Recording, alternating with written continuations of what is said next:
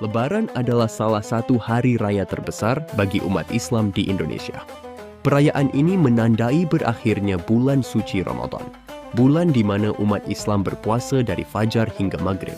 Dan Manoj, bagaimana sejarah Lebaran di Indonesia? Bagaimana tradisi ini berkembang dari masa ke masa? Dan sejarah Lebaran di Indonesia tidak bisa dilepaskan dari masuknya Islam ke Nusantara. Islam pertama kali masuk ke Indonesia melalui para pedagang dari Arab, Persia, dan Gujarat sekitar abad ke-7 hingga abad ke-13. Melalui jalur perdagangan, Islam menyebar luas ke berbagai wilayah Nusantara, terutama di pesisir Sumatera, Jawa, dan Maluku. Ketika kerajaan-kerajaan Islam mulai berdiri, seperti Kesultanan Samudra Pasai, Demak, dan Mataram Islam, perayaan Idul Fitri mulai dikenal luas oleh masyarakat. Awalnya, perayaan ini dilakukan dengan cara sederhana, yaitu dengan melaksanakan sholat Id dan bersilaturahmi. Namun, seiring waktu, tradisi-tradisi khas Nusantara mulai menyatu dengan perayaan Lebaran. Pada masa Kesultanan Demak, yang dikenal sebagai salah satu pusat penyebaran Islam di Jawa, Lebaran menjadi perayaan penting. Wali Songo, khususnya Sunan Kalijaga, berperan besar dalam mengajarkan Islam kepada masyarakat dengan pendekatan budaya. Salah satu bentuknya adalah tradisi Grebek Syawal, yaitu pembagian makanan kepada rakyat sebagai simbol kebersamaan dan berbagi rezeki setelah berpuasa sebulan penuh. Yang selain itu, tradisi mudik juga diperkirakan sudah ada sejak masa kerajaan Islam.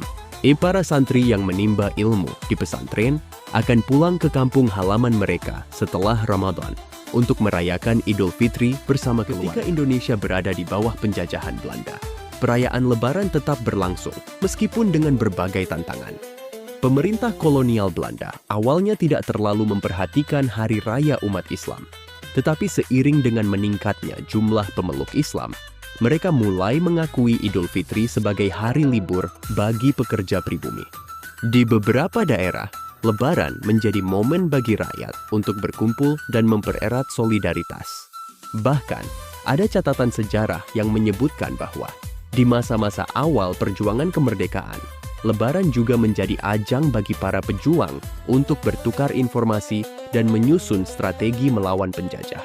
Setelah Indonesia merdeka pada 17 Agustus 1945, Lebaran semakin mendapat tempat sebagai hari besar nasional. Pada tahun 1946, pemerintah resmi menetapkan Idul Fitri sebagai hari libur nasional. Sejak saat itu, berbagai tradisi Lebaran di Indonesia semakin berkembang, mulai dari takbiran keliling, halal bihalal, hingga tradisi memberikan THR atau tunjangan hari raya kepada karyawan. Tradisi halal bihalal sendiri pertama kali diperkenalkan oleh Presiden Soekarno dan tokoh Islam KH, Wahab Chasbullah. Dan saat itu karena Soekarno ingin menyatukan para tokoh politik yang sedang berselisih setelah kemerdekaan, maka diadakanlah acara silaturahmi yang kemudian dikenal dengan istilah halal bihalal.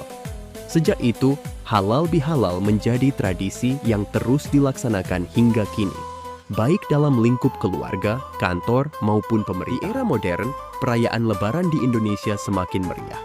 Teknologi dan media sosial turut berperan dalam menyebarkan semangat Lebaran.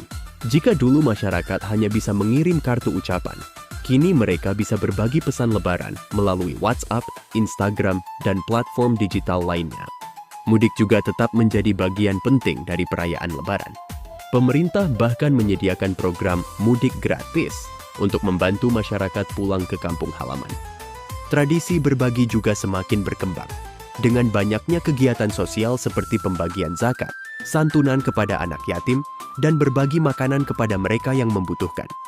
Lebaran di Indonesia bukan sekadar perayaan agama, tetapi juga mencerminkan kebudayaan dan kebersamaan masyarakat.